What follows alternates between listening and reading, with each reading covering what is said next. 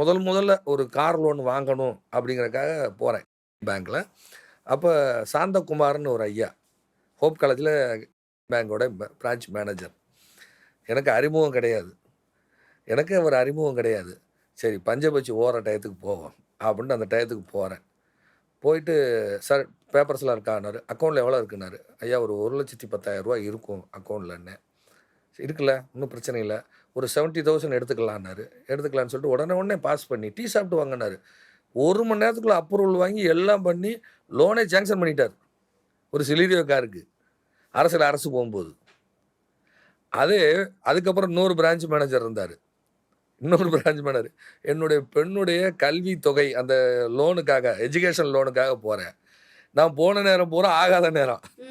ஒரு பதிலும் அலைய விட்டு அப்பாடா படுத்திட்டாரு அதே பிரான்ச்ல. அதுக்கப்புறம் என்ன பண்ணேன், நான் போனேன் ஆகாது. இன்னைக்கு எனக்கு படு போச்சு. நீ போ. உனக்கு இந்த டயத்துக்கு போனேன். அந்த டயத்துக்கு போனேன். வாங்க மேடம் வாங்க அப்படின்னு டக்குன்னு ஓகே ரெடி பண்ணிடலாம் போங்க. கையெழுத்து போட்டு அனுப்பிச்சு விட்டாரு. இது எல்லாத்துக்கும் இதை பயன்படுத்தலாம். பஞ்சபட்சிங்கிறது இது பஞ்சபூதத்தை பயன்படுத்தி தப்பித்துக் கொள்வது அப்படிங்கிறதா. அவங்களுக்கு நடக்கக்கூடிய தசாபுத்தியினுடைய அடிப்படையில் கூட குறைய இருக்கும். தசாபுத்தி மோசமா இருந்து ஒரு ஆள்கிட்ட 20,000 கேட்கறான், ஒரு 2,000 கிடைக்கும். அரசு போகும்போது அப்ப 10 பேருக்கு போன் பண்ணி கேட்கணும். இதுதான் சாதுர்த்தியம்.